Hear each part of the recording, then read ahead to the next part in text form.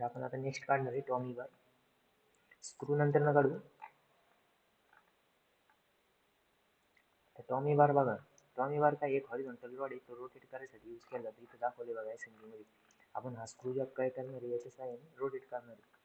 तर मग इथं ची डायमेन्शन दिलेली आहे वरती.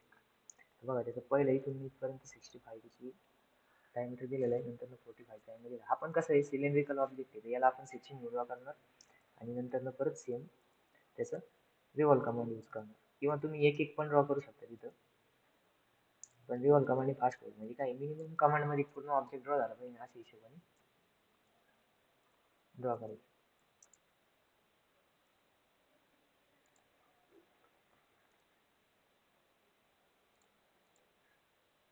स्केच. आता बघा इथं हॉरिझॉन्टल प्लेन घ्या, नंतर मग स्टार्ट करायचं 6 mm घ्यायचं, कारण की हाफ आहे ना ते.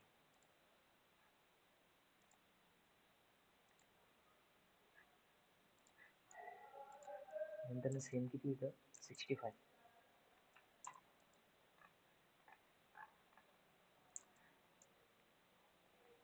65 नंतर 45चा अँगल येतं. बघा इथपर्यंत 270 आहे, 270 प्लस 45 करायचं. 270 प्लस 45.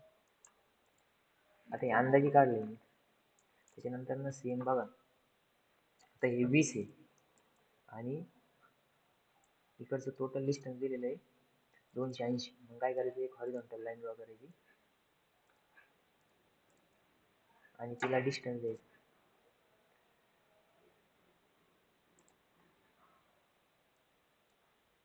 त्याच्यापासून किती ते 280.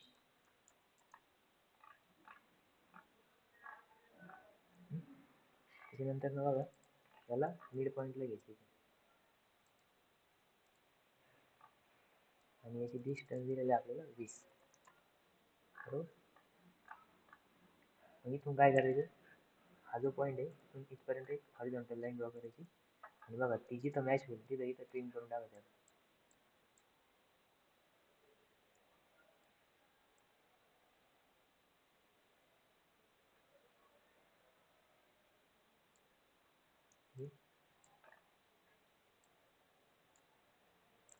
टोटल 280 दिलेलं तर रेट. नंतर नेक्स्ट बघा, आता इथे थोडीशी अंदाजे रेडियस दिलेली, बरोबर. तर आपण ही अंदाजे रेडियस कशी म्हणून तुम्ही किती पण काढू शकता.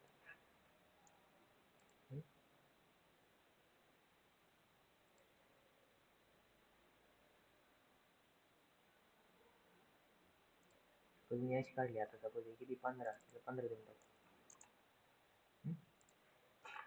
हाफ सेक्शन करायचं ना, इथून काय करायचं, याला हा पॉईंट पर्यंत लाईन ड्रॉ करायची, बाकीचा ऑब्जेक्ट ट्रिम करून टाकायचं. त्याची गरज नाही, पण गरज नाही. फिनिश.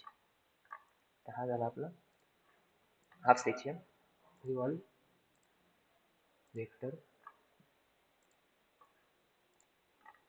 ओके. बघा हा आपला झालेला आहे टॉमी बार रेडी. याला पण सेव्ह करायचं.